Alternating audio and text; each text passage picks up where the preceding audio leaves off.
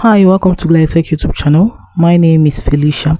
In today's video, I'll be sharing with you on how to recover YouTube deleted video. So right here is the homepage of my YouTube channel. So next thing you have to do is to click on the settings gig icon found at the top right corner of your screen. Scroll gently, click on help option. Scroll gently, click on send feedback. So right here you just have to click on get started. Allow Google Play service to access all device log. Just click on allow one time. Now you just have to type, please.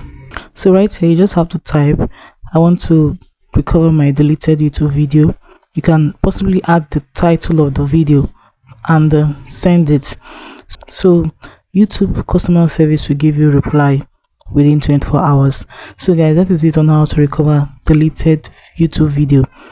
If this video was helpful, please do also like, comment, share and subscribe. Thanks for watching.